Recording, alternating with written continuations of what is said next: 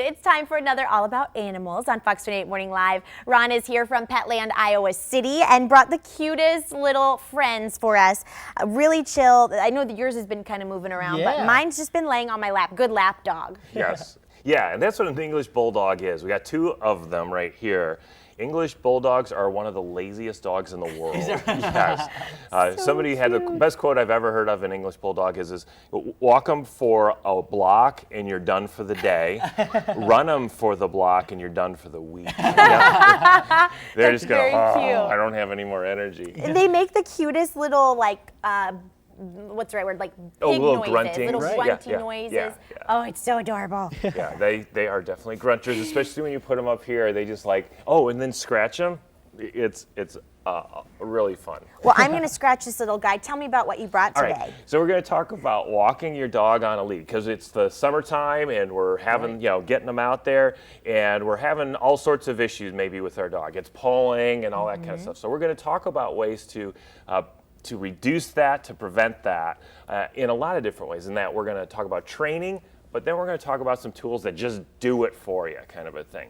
So we're talking about leads, and realize that the leads that are coming out now, they're gorgeous. You can really get fashionable now with leads, and so that's fun.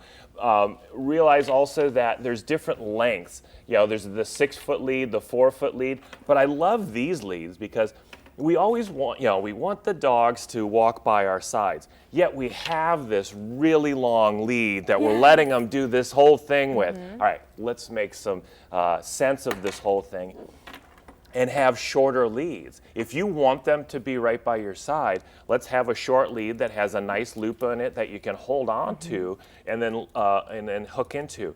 Now, while you're there, wait, they're still going crazy and everything. So you want to always give encouragement when they're doing the right thing, and then a little bit of discouragement, or actually ignoring when they're doing the wrong thing. Okay. And so encouraging them, having that treat. We talked about lickety sticks in the past. We've talked about having little treats and stuff. When they're doing the right thing, give them a little bit of a treat, but frequently. So whenever they're doing the right thing, you give them that treat over and over again. Now, this dog's going crazy. Well, then stop what you're doing.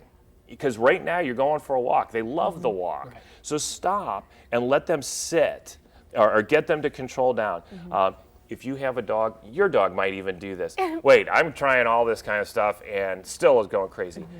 Run them out before you go for a walk. Get that energy out, because that's what you're seeing right here.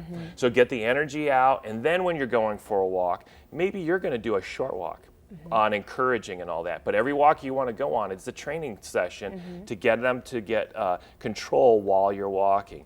Keep on doing it. Stay with it. I have a little one at home that had some issues on just going crazy in the house.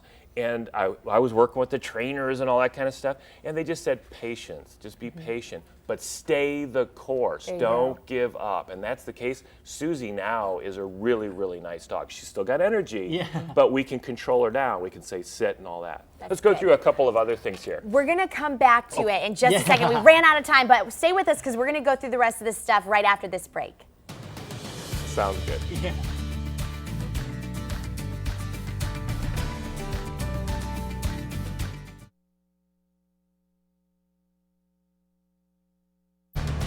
We are back, 7:26, and we're here with Ron from Petland, Iowa City, with these two cute English Bulldogs. We've been talking about walking our pets because the weather is getting nice for that. So let's go ahead and continue where we left off. So what I think is a really cool tool is a splitter, because what you can do, you know how you see two dogs, and they're two leashes, and they're getting tangled and all that kind of stuff.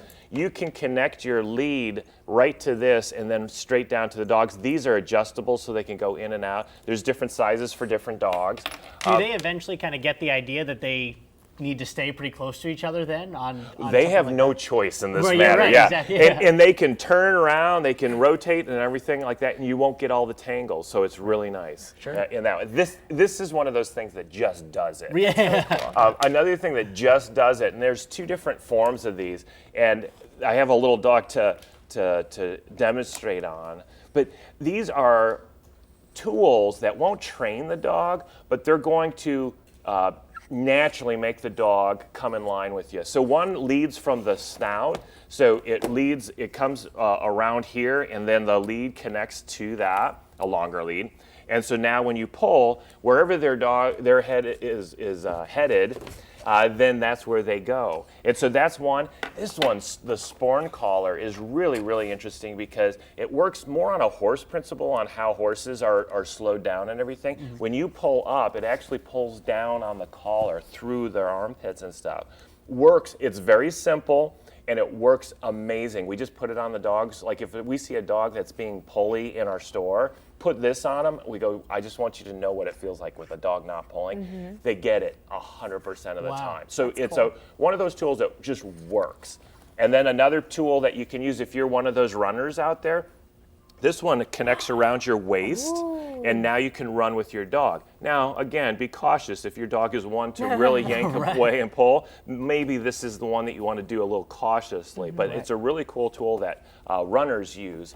And then finally, another type of lead, but this isn't actually made for walking, but I wanted to bring it out. You know how you train your dog to come?